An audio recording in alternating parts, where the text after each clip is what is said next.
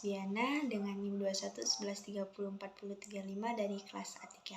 Oke, langsung saja di sini saya akan menjelaskan mengenai pemeriksaan nafsa menggunakan metode KLT. Pada penelitian ini, narkoba yang akan dianalisis yaitu jenis sintetik atau morfin dan bahan alam yaitu ganja. Apa sih sebenarnya itu morfin? Morfin merupakan alkaloida yang terdapat dalam opium atau candu yang berasal dari tanaman papaver Somniferum L yang bila digunakan dapat menimbulkan ketergantungan fisik, psikis, dan toleransi sehingga penggunaan dalam pengobatan itu sangat dibatasi. Dan tahap ini merupakan tahap pemilihan terakhir pada obat-obatan. Apa sih sebenarnya itu KLT? KLT yang digunakan dalam uji konfirmasi dan penetapan kadar itu memiliki kelebihan yaitu biayanya relatif murah, penggunaan instrumennya sederhana, namun tetap dapat menjadi metode analisis kualitatif dan kuantitatif yang andal bila dibantu dengan preparasi sampel yang tepat. Misalnya, dengan ekstraksi pelarut. Untuk bahan yang digunakan pada pemeriksaan nafsa ini itu ada diazepam sebagai kontrol positif KLT, kemudian ada asetat, kemudian ada amonium sulfat yang digunakan pada saat pembuatan sampel dan pada saat pembuatan kontrol negatif. Kemudian ada amonia yang digunakan untuk membasahkan pada saat perlakuan sampel dan pada saat pembuatan kontrol negatif. Kemudian ada klorofrom dan aseton yang digunakan sebagai fase geraknya KLT.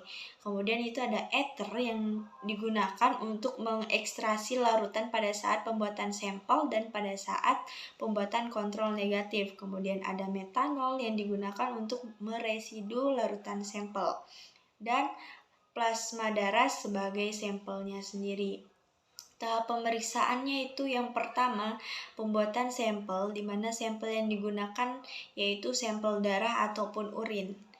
Ambil sebanyak sampel darah sebanyak 2 mili, lalu ditambahkan 0,2 gram nafsa yang didiamkan selama 3 menit, tambahkan 1 gram amonia sulfat dan basahkan dengan amonia sampai pH-nya 9. Kemudian diekstrasi dengan 5 ml ether selama 15 menit, sentrifug selama 5 menit, kemudian ambil 4 ml fase organiknya dan diuapkan sampai kering kurang lebih selama 15 menit di lemari asam. Selanjutnya setelah kering dilarutkan dengan 100 mikroliter metanol.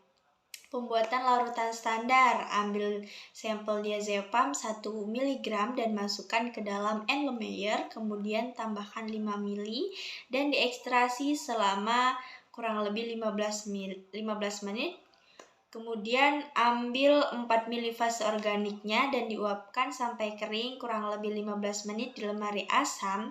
Selanjutnya setelah kering dilarutkan dengan 100 mikroliter metanol.